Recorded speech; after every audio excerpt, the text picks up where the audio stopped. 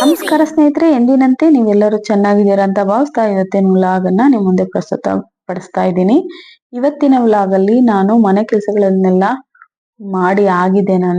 ಇವತ್ತಿನ ವ್ಲಾಗ್ ಅಲ್ಲಿ ನಾನು ರವೆ ಉಂಡೆನ ಹೇಗ್ ಮಾಡೋದು ಅಂತ ನಿಮಗೆ ತೋರಿಸ್ಕೊಡ್ತಾ ಇದ್ದೀನಿ. ನಾನು ಶಾರ್ಟ್ ವಿಡಿಯೋದಲ್ಲಿ ಹಾಕಿದ್ದೆ, ಅದು ತುಂಬಾ ಕೆಲವೇ ಸೆಕೆಂಡ್ಗಳಲ್ಲಿ ಮುಕ್ತಾಯ ಆಗೋದ್ರಿಂದ ಕೆಲವರಿಗೆ ಅದು ಗೊತ್ತಾಗಿಲ್ಲ ಅನ್ಕೊಂಡು ನಾನು ಪುನಃ ಇದನ್ನ ಪ್ರತಿ ಒಂದು ವಿಧಾನ ಹೇಗಿದೆ ಅಂತ ಹೇಳ್ತೀನಿ. ಮತ್ತು ಈ ರವೆ ಉಂಡೆನ 2ರಿಂದ 3 ರೀತಿಯಾಗೂ ಕೂಡ ಮಾಡ್ಬೋದು. ತುಂಬಾ ದಿನಗಳು ಸ್ಟೋರೇಜ್ ಮಾಡ್ಬೇಕಂದ್ರೇನೆ ಬೇರೆ ರೀತಿಯಾಗಿ ಮಾಡ್ಬೇಕಾಗತ್ತೆ.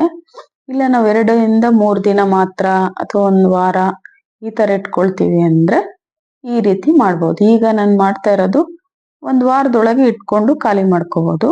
ನಮ್ಮ ಮನೇಲಿ 2 ದಿನನೂ ಇರಲ್ಲ. ಇವತ್ತು ನಾಳೆ ಇದ್ರೆ ಈಗ ಮಾಡಿ ಎಷ್ಟು ರವೆ ಉಂಡೆ ಇವತ್ತು ಇಲ್ಲ ಎಲ್ಲ ಸೇರಿದ್ರೆ ಒಂದು ಹಾಫ್ ಅನ್ ಅವರ್ 1 ಅವರ್ ಅಲ್ಲಿ ಖಾಲಿ ಮಾಡ್ಬಿಡ್ತಾರೆ. ಅದಕ್ಕೆ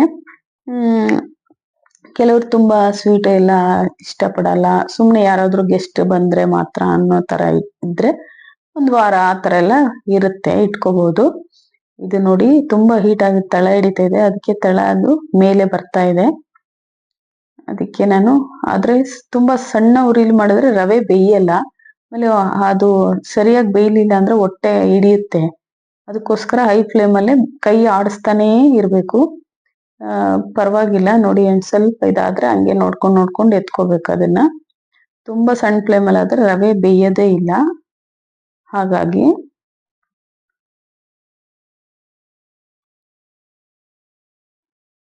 ಚೆನ್ನಾಗಿ ತುಂಬಾ ಕೆಂಪುಗಾಗೋದು ಆ ತರ ಏನಿಲ್ಲ, ರವೆ ಫುಲ್ ಪ್ರಮಾಣದಲ್ಲಿ ಬೇಯಬೇಕು. ಇದಕ್ಕೆ ಯಾವುದೇ ರೀತಿಯ ಎಣ್ಣೆ ಅಥವಾ ತುಪ್ಪ ಏನು ಯೂಸ್ ಮಾಡಿಲ್ಲ. ಹಾಗೆ ಏನ್ ರವೆ ಇರುತ್ತಲ್ಲ ಅದನ್ನ ಅದು ಪ್ಯಾಕೆಟ್ ಅಲ್ಲಿ ಇರುತ್ತೆ ಆಲ್ರೆಡಿ, ಅಲ್ಲೇ ನಮ್ಗೆಲ್ಲ ಕ್ಲೀನ್ ಆಗಿ ಎಲ್ಲ ಸಿಕ್ಕತ್ತೆ. ಅದನ್ನ ಮಾಡ್ಬಿಟ್ಟು ಹಾಕ್ತಾ ಇದೀನಿ. ನೋಡಿ ಇವಾಗ ಇಷ್ಟು ರವೆಗೆ 1 ಬಟ್ಲಷ್ಟು ಸಕ್ಕರೆ ತಗೊಂಡಿದ್ದೀನಿ ನಾನು. ಅದನ್ನ ನಾನು ತೋರಿಸ್ತೀನಿ ಪಾಕ ಮಾಡೋದು. ಅಷ್ಟು 1 ದೊಡ್ಡ ಗ್ಲಾಸ್ ಸ್ಟೀಲ್ ಗ್ಲಾಸ್ ನೀರಿಗೆ 1 ಬಟ್ಲು ಸಕ್ಕರೆ ಹಾಕಿ, 100% ಅಂದ್ರೆ ಅದರಲ್ಲಿ 75% ನೀರು ಪಾಕ ಕುದ್ದು ಹತ್ತ ಬರ್ಬೇಕು. ಅಷ್ಟಾದ್ಮೇಲೆ ಎತ್ಕೊಂಡ್ಬಿಡ್ತೀನಿ. ತಕ್ಷಣ ಹಾಕಿ ತಕ್ಷಣ ಎತ್ತಿದ್ರೆ ನೀರ್ ಇರುತ್ತೆ, ಪಾಕ ತರ ಇರಲ್ಲ. ಅದಕ್ಕೆ ಇದು ಏನು ಅಂಟು ಬರಬೇಕು 2 ಎಳೆ 1 ಎಳೆ ಆ ತರ ಹೇಳ್ತಾರಲ್ಲ, ಅದೇನು ಇಲ್ಲ. ಜಸ್ಟ್ ಅದು ಸಕ್ಕರೆ ಅದರಲ್ಲಿ ಚೆನ್ನಾಗಿ ನೀರು ಆಗಿ ಸಿರಪ್ ಆಗಿ, ನೀರು ಮತ್ತು ಸಕ್ಕರೆ 2 ಸೇರಿ ಸಿರಪ್ ಆಗಿ ನೀರ್ ಹಾಕಿದಾರೆ ಅಂತ ಗೊತ್ತಾಗ್ಲಿರ್ತಾರ. ಅದು ಟೇಸ್ಟ್ ಗೊತ್ತಾಗುತ್ತೆ, ಮಾಡೋರಿಗೆ ಗೊತ್ತಿರುತ್ತೆ. ಸ್ನೇಹಿತರೆ ನೋಡಿ, ಇಷ್ಟು ತೆಂಗಿನಕಾಯಿ ಹಾಕೊಳ್ತಾ ಇದ್ದೀನಿ. ಇದು ಹಸಿ ತೆಂಗಿನಕಾಯಿ ಇತ್ತು, ಒಣ ಕೊಬ್ಬರಿ ಇರ್ಲಿಲ್ಲ. ಹಾಗಾಗಿ ಬಿಸಿ ರವೆ ಜೊತೆಗೆ ಅದನ್ನು ಸೇರಿಸ್ಬಿಟ್ಟು ಹಾಗೆ ಅದನ್ನು ಬಿಸಿ ಮಾಡಿದ್ರೆ ಅದರಲ್ಲಿರೋ ಹಸಿ ಅಂಶನೂ ಕಡಿಮೆ ಆಗುತ್ತೆ, ಮತ್ತೆ ಚೆನ್ನಾಗಿ ಫ್ರೈನೂ ಆಗುತ್ತೆ, ಮತ್ತೆ ಮಿಕ್ಸ್ ಮಾಡ್ದಂಗ ಆಗುತ್ತೆ ನಮ್ಗೆ. ನಾನು ಇವತ್ತು ಮಾಡೋ ಮೆಥಡ್ ಹೇಳ್ತಾ ಇರೋದು, 1 ವಾರದೊಳಗೆ ಇದನ್ನ ಖಾಲಿ ಮಾಡ್ಕೋಬಹುದು. ಅಮ್ಮಮ್ಮ ಅಂದ್ರೆ 3ರಿಂದ 4 ದಿನ ಇಟ್ಕೋಬಹುದು. ಜಾಸ್ತಿ ಇಡ್ತೀವಪ್ಪ ಇನ್ನೂ 1-2 ದಿನ ಅಂದ್ರೆ 6ರಿಂದ 7 1 ವಾರ ಇಟ್ಕೋಬಹುದು.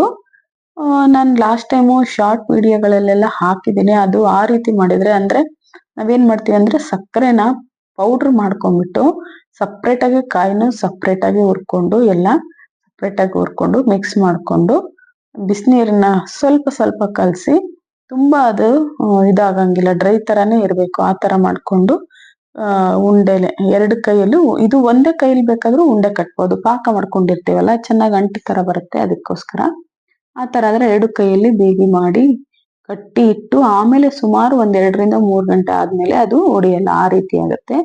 ಇದೇನಿಲ್ಲ, ಇಮಿಡಿಯೇಟ್ಲಿ ಅದು ಬಿಚ್ಕೊಳ್ಳಲ್ಲ ಅಂದ್ರೆ ಕಳ್ಚ್ಕೊಳ್ಳಲ್ಲ. ನಾವು ಏನು ಪಾಕ ತರ ಮಾಡ್ತೀವಲ್ಲ ಅದಕ್ಕೆ.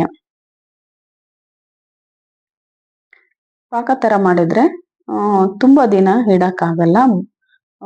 ಸುಮಾರು ನಾನು ವರಮಹಾಲಕ್ಷ್ಮಿಗೆಲ್ಲ ಮಾಡಿದಾಗ ಈ ತರ ಪಾಕ ತರ ಮಾಡಿದಾಗ ನಾನು ಸುಮಾರು ಜಾಸ್ತಿ ಮಾಡ್ಬಿಟ್ಟಿದ್ದೆ. ಬೇರೆ ಬೇರೆ ವೆರೈಟೀಸ್ ತಿಂಡಿಗಳು ಮಾಡಿದಾಗ ರವೆ ಉಂಡೆ ಸುಮಾರು ಲಾಸ್ಟ್ ಅಲ್ಲಿ ಒಂದ್ ಸ್ವಲ್ಪ ಇದಾದಂಗ ಆಗ್ಬಿಟ್ಟಿತ್ತು.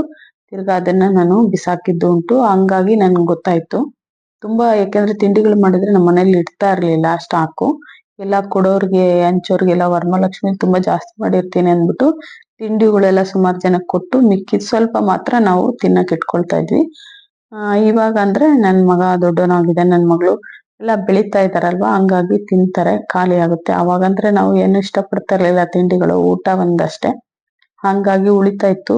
ಬೇರೆಯವ್ರಿಗೆ ಹಂಚಿ ಕೂಡ ಸ್ವಲ್ಪ ಭಾಗ ಇಟ್ಕೊಂಡ್ರು ಅದು ಕೂಡ ಉಳಿತಾ ಇತ್ತು, ಹಾಗಾಗ್ತಾ ಇತ್ತು. ನೋಡಿ ಈ ತರ ಕುದೀತಾ ಇದೆ. ಒಂದು ಗ್ಲಾಸ್ ನೀರು ಸುಮಾರು 75-80% ಬರ್ಬೇಕು, 20 ಭಾಗ ಕಡಿಮೆ ಆಗ್ಬೇಕದು.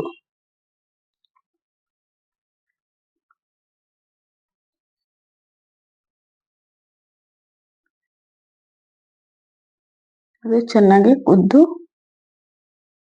20% ಕಡಿಮೆ ಆದ್ರೆ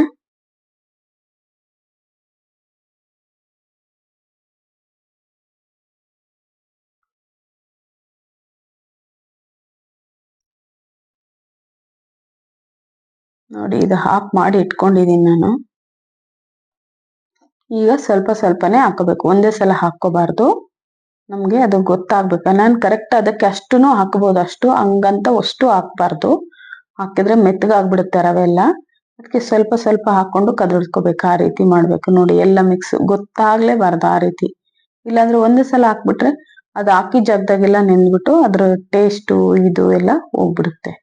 ನೋಡಿ ಸ್ವಲ್ಪನೇ ಹಾಕೊಂಡು ಈ ತರಾನೇ ಮಾಡ್ಕೋಬೇಕು. ಒಟ್ಟಿಗೆ ಮಾತ್ರ ಯಾವ್ದೇ ಕಾರಣಕ್ಕೂ ಹಾಕೋಬಾರ್ದು. ನೋಡಿ ಅದಕ್ಕೆ ನಾನು ಸ್ವಲ್ಪನೇ ಹಾಕೊಳ್ಳೋದು, ಬೇಗ ಮಿಕ್ಸ್ ಮಾಡ್ಕೋಬೇಕು, ಇಲ್ಲಾಂದ್ರೆ ಹಾಕಿದ ಭಾಗ ನೆಂದ್ಬಿಡುತ್ತೆ, ಅದಕ್ಕೋಸ್ಕರ. ನೋಡಿ ಈ ತರ ಉದ್ರ ತರ ಆಗ್ತಾ ಹೋಗುತ್ತೆ. ಹಾಗೆ ಸ್ವಲ್ಪ ಸ್ವಲ್ಪನೇ ಮಿಕ್ಸ್ ಮಾಡ್ತಾ ಹೋಗ್ಬೇಕು. ನೋಡಿ ಬಿಸಿ ಹೊಗೆ ಬರ್ತಾ ಇದೆ, ರವೆನೂ ಬಿಸಿ ಇದೆ, ಪ್ಲಸ್ ಇದು ಪಾಕನೂ ಬಿಸಿ ಇದೆ ಅಲ್ವಾ. ನೋಡಿ ಫೈನಲಿ ಸ್ವಲ್ಪ ಸ್ವಲ್ಪನೇ ಹಾಕೊಂಡು ಈ ತರ ಆಗಿದೆ. ಈ ರೀತಿ ಉಡಿಯಾಗಿ ಬರ್ಬೇಕು.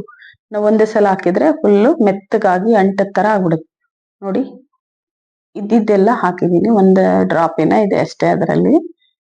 ಇವಾಗ ಇದಕ್ಕೆ ಹಾಕೊಳ್ತೀನಿ. ಇದಕ್ಕೆ ಹಾಕೊಂಡು ನಾನು ಒಂದ್ ಕಡೆ ಕೂತ್ಕೊಂಡು ಉಂಡೆ ಮಾಡಿ ಇಡ್ತೀನಿ.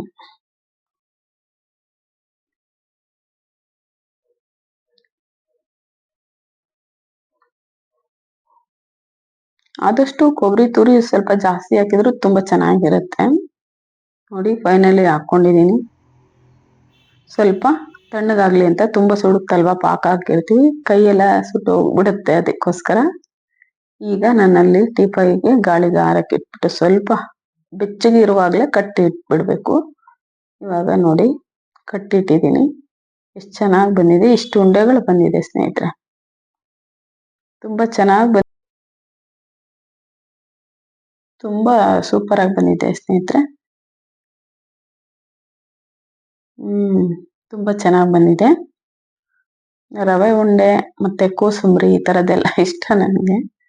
ತುಂಬಾ ಲಕ್ಸುರಿ ಅಡುಗೆಗಳೇನು ಇಷ್ಟ ಆಗಲ್ಲ, ಪಿಜ್ಜಾ ಬರ್ಗರ್ ಆ ಥರ. ನ್ಯಾಚುರಲ್ ನಾಟಿ ಅಡುಗೆಗಳೇ ಇಷ್ಟ ನನಗೆ. ನಮಸ್ಕಾರ ಸ್ನೇಹಿತರೆ, ನಾನು ಮತ್ತೆ ಮುಂದಿನ ವಿಡಿಯೋದಲ್ಲಿ ಭೇಟಿ ಆಗ್ತೀನಿ. ನಮಸ್ಕಾರ.